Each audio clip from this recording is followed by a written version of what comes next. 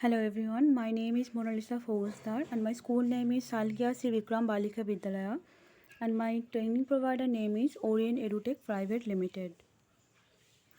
हम लोगों का आज का टॉपिक है identifying system level problem on field.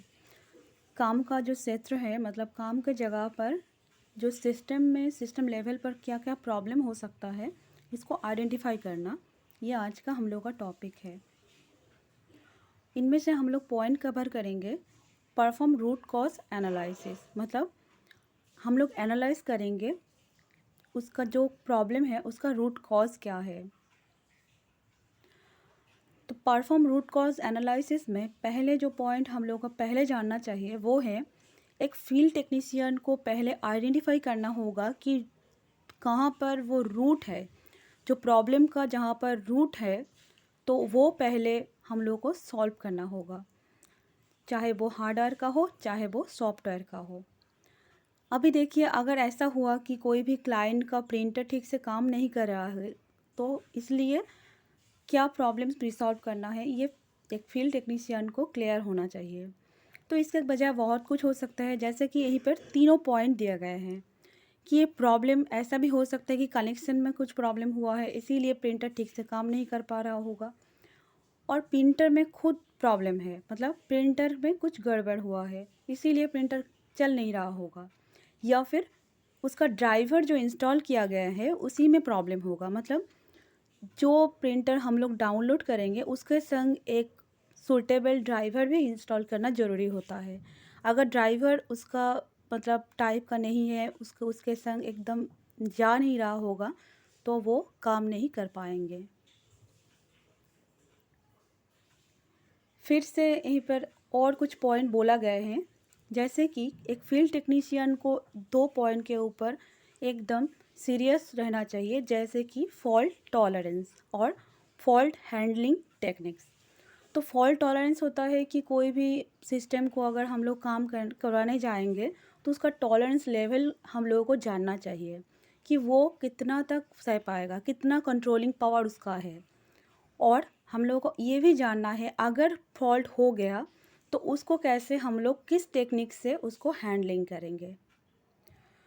तो फॉल्ट टॉलरेंस, इसका एक डेफिनेशन भी दिया गया है।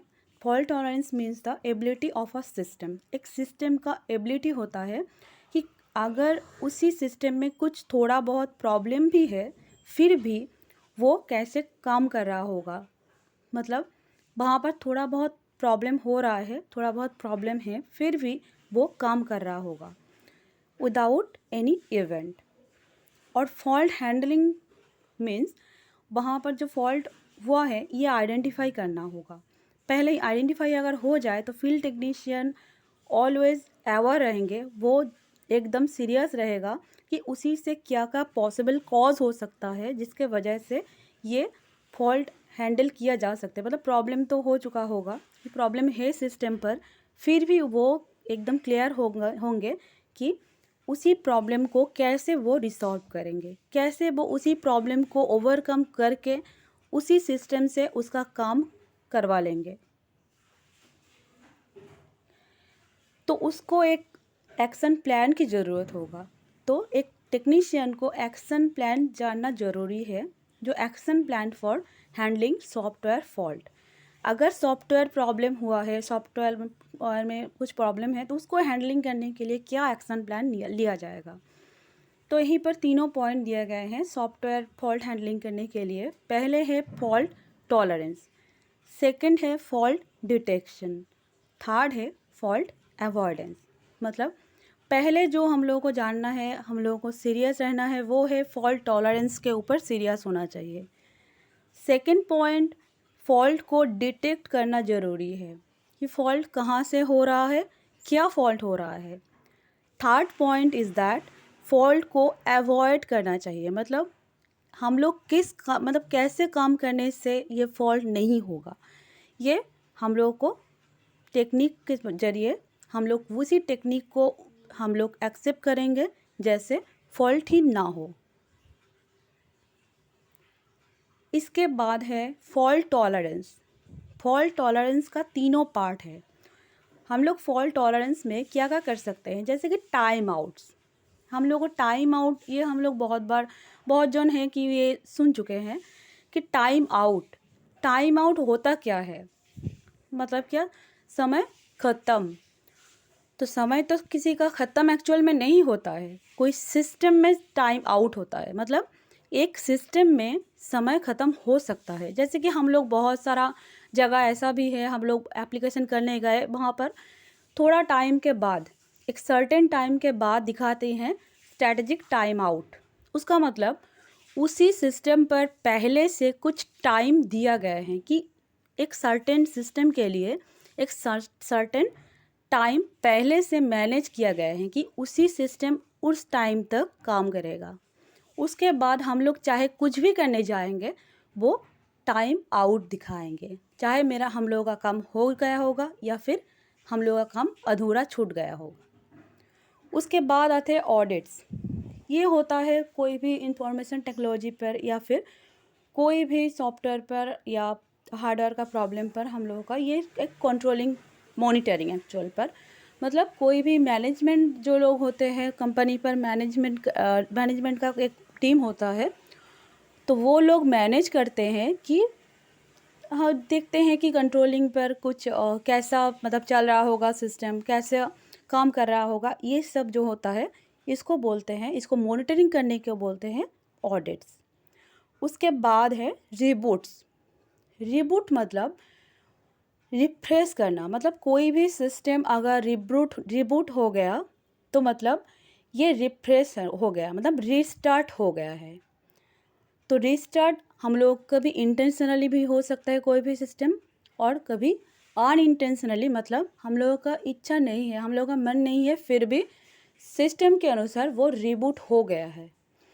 तो ऐसा रिबूट दो टाइप का हो सकता है, ये इंटेंशनली भी हो सकता है, ये अनइंटेंशनली भी हो सकता है। अभी आते हैं फॉल्ट डिटेक्शन। तो फॉल्ट को हम लोग कैसे डिटेक्ट करेंगे, पहले होता है कांस्टेंट मॉनिटरिंग। एक सिस्टम को अगर हम लोग कॉन्स्टेंटली मॉनिटरिंग करेंगे तो हम लोग उसका फॉल्ट देख सकेंगे, तो वो फॉल्ट को हम लोग आसानी से डिटेक्ट कर पाएंगे। ये होता है कांस्टेंट मॉनिटरिंग। सेकंड होता है पीरियडिक अपडेट्स। एक सर्टेन टाइम बाद अगर कोई भी सिस्टम को हम लोग देखेंगे, कोई भी सिस्टम को हम लोग अपडेट करेंगे, तो उसका क्या फॉल्ट हो रहा है, उसका मतलब वो ठीक से चल पा रहा है कि नहीं, वो काम कर रहा होगा कि नहीं, ये हम लोगों को एकदम क्लियर एक आइडिया हो जाएगा तब। तो सेकंड पॉइंट पर है पीरियडिक अपडेट्स। हम लोगों को कुछ समय बाद वो अपडेट्स रहना चाहिए, सिस्टम को अपडेट रखना चाहिए।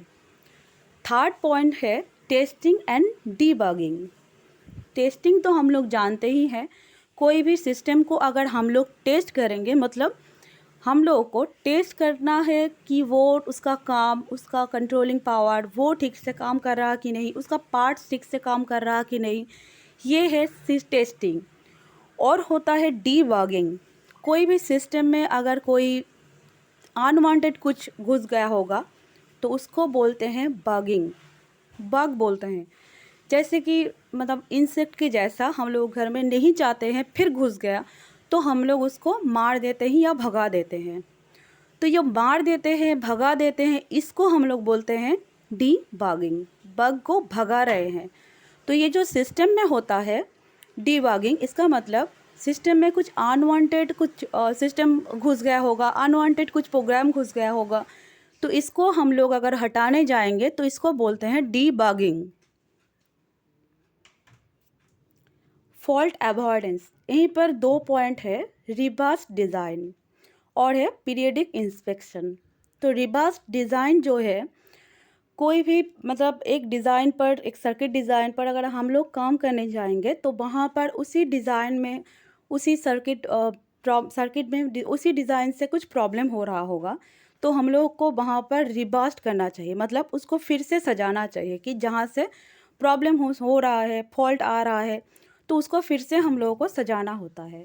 इसको बोलते हैं रिवर्स डिज़ाइन, मतलब डिज़ाइन को फिर से हम लोगों को बनाना होगा। जैसे काम सेम रहेगा मगर फॉल्ट नहीं आएगा, या फिर आएगा तो एकदम ज़रा सा, जिसको अवॉइड कर सकते हैं हम लोग। उसके बाद है सेकंड पॉइंट, पीरियडिक इंस्पेक्शन। मतलब कोई भी सिस्टम को हम लोग कुछ समय बाद इंस्पेक्शन करेंगे, चेक करेंगे। Thank you.